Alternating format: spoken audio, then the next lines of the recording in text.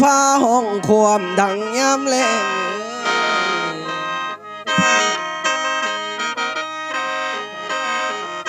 โอ้หนอคันว่าฟ้าแล้วหนอห้องความดังสีไกลไกลเอ้ยสมัยลาวเจริญ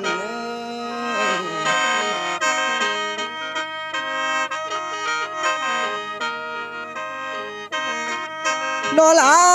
หมอลำนองละโนอยู่บ้านยินแต่เสียงพาห้องความหน้าดอนขี้กระต่ายโอเดบ่าวมาเจ้าใส่นะหมอลำคิดละโนสุขแค่น้ำน้องอยู่บ่ไหวนี่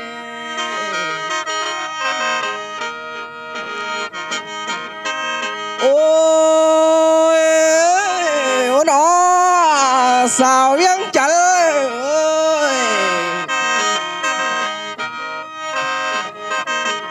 น้องลากะลาว่าถึงละน้อมือเศร้ายานเฮาไก่นอกกันนี่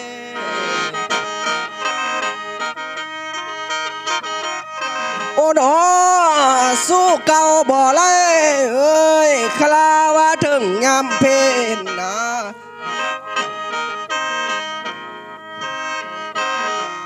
น้องลากะลาว่าถึงยามเพนนี่ยานแต่สาวนอกไก่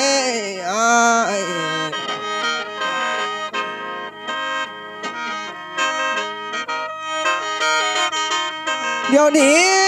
คันว่าไก่ละนอกันแล้วให้เจ้าลำและหาเด้อตาหวานยิ้มเลย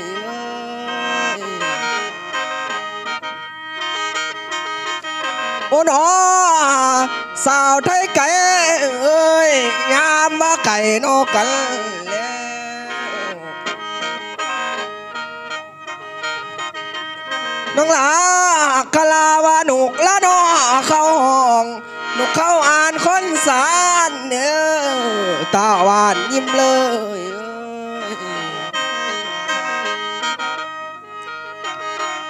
โอ้หนอกะลาว่าสาวพระนางนา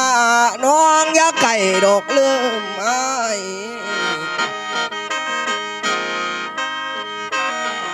เดี๋ยวนี้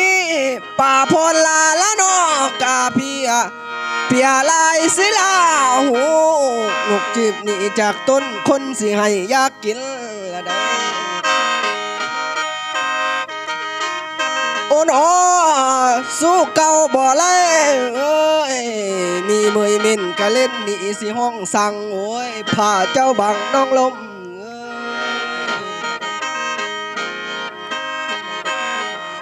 น้องลาสาวไทยไก่เอ้ยบาดนี้หงสาห้ามไก่คนมันปะเป่าแล้วเนาะเนาะหมอแค้นเอ้ยนุกเจ้าพลอยผากน้ำไก่น้ำสิลงลอยโอ้หนอเนาะหมอแล้วแค้นเอ้ยบุญสู้น้องลาป่าว่าเอ้ยหนูอยากเข้าคิวมันหิวเข่าคุมกินมากหินเฮวโอ้ย14ไก่จากแล้วให้นางลาหำขานิ่งเนี่ยเด้อ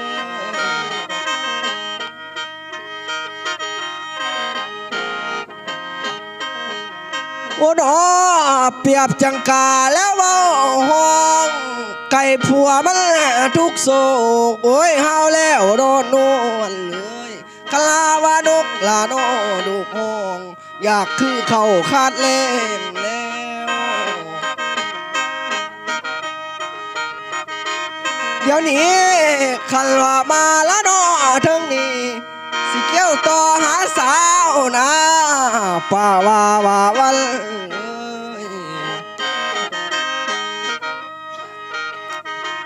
โอ้หนอเดึกมาถึงยำลายนะยานหวนหุ่นแต่ทางอ้ายน้องลาป่าว่าเอ้ยคลาว่าสู้ละนอของอ้า ไอ้กระปุกผู้บังเด้อสาวนคร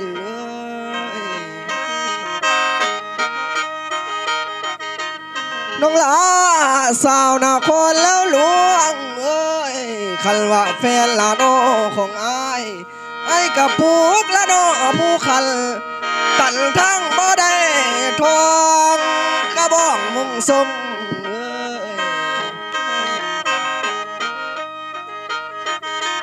น้องหลายามเฮาไก่ละน้อกันแล้วยันคือเกินไก่ควรเนี่ยป่าว่าเอ้ยยามเจ้าอุ้มลูกน้อยให้ไผสิอุ้มเปลี่ยนมือเจ้าน้อโอ้น้อคาลาวาสายหมอลำนะคาลายังแล้วอยู่ซ้อนโอ้น้อศาสตร์นี่เป็นคนจนเนี่ยคันตำกาดอกเพียงน้องหลาป่าว่าเอ้ยยานบ่สมแล้วนางน้องนาคิ้วกงวงเดือนเอ้ยสาวคนงาม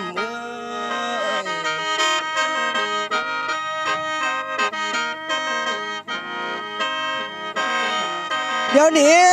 ลืมแล้วบ่น้อนวลน้องคันแม่นความแล้วเฮาเว้าสู้เก่าบ่ไหล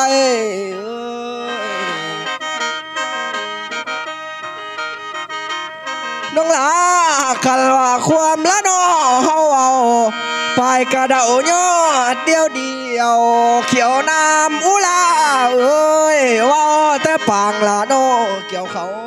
อันป่านนี้จือบ่ลืมไหน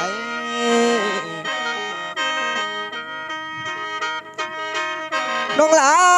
สาวบ้านเดียวละน้อไต่เป็นเขาสู้เก่าบ่ไล่นะเขียวคือเท่าบ่กลมเกี่ยวเดี๋ยวนี้สาวสวรรค์คนงามเอ้ยตายเป็นเข้าละน้อมากาเก็บหญ้าสิค่อยเล่นเจ้าเนื้อ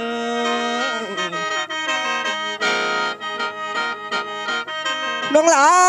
สาวสวรรค์คนงามเอ้ยหมอลำคิดละน้อฮอดน้องนอนนั่งบ่เป็นสุขทุกข์ละน้อดอกในใจคันพึ่งไผบ่มีใด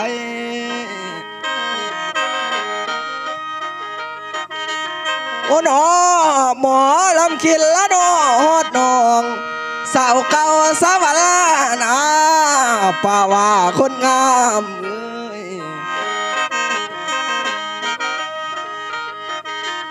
เดี๋ยวนี้คลาบานามละน้อตาตกรถเป็นบอนใส่แล้วคลาบานามแล้วตาไหลรถเป็นบอนละน้อใส่ตอนหน่วยแล้วได้นวลใน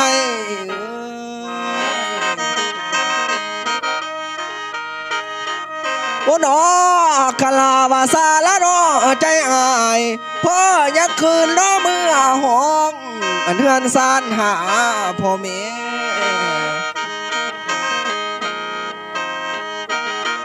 น้องหลาหาเท่าแก่ละน้อพี่น้องขันมาต้านผัดเก้าขอเนี่ยขันมาต้านผัดเก้าขอ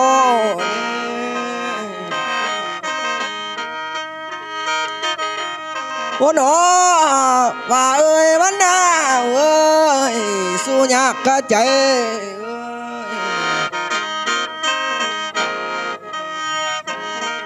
โอ้หนอนอหมอแล้วแค่เอ้ยสาสวรรค์คนงามนะคันว่ามาละโนมื้อนี้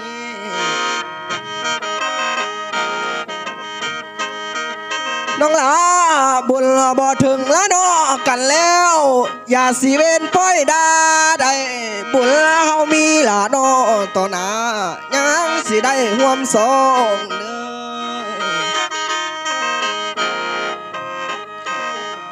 โอ้น้อหมอแล้วแค้นเอ้ยคลาเฮามาละน้อมื้อนี้สิ สิลำหมอยเกี้ยวย้อยก็น่าเกี้ยวเอาเศร้าละโนสำน้อยเมื่อส่วนกลมเสื้อโนนนี่น้องลาสาวสวรรค์คนงามเอ้ยคลาวาตายละโนน้ำนองสู้ยากกะใจเอ้ยคลาวาตายละโนยำเศร้า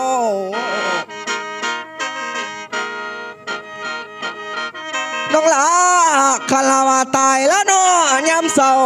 สาวสวรรค์คนคือเอ้ยให้พันหีบไม่แดงเด้อ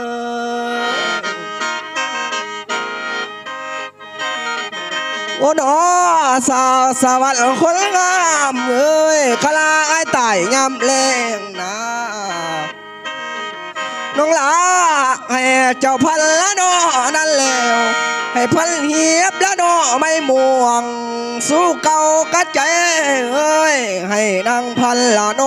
กงกว้างเสี่ยวน้องเขาอยู่นำได้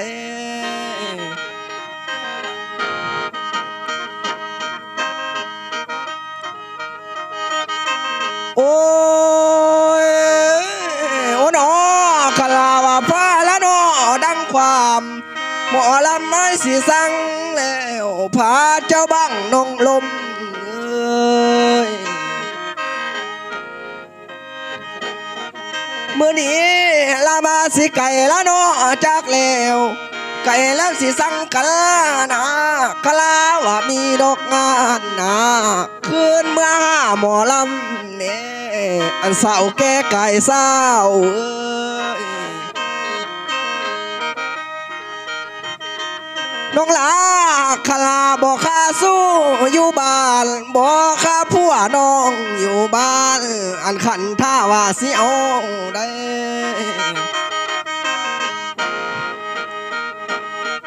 น้องลาคลาว่ามาแล้วน้อฮอดนี่ทางแค่ไหนสิทรงแล้วสุขสมปุ่งน้อหากเจ้าอยากคือเข้าขาดแรงนี่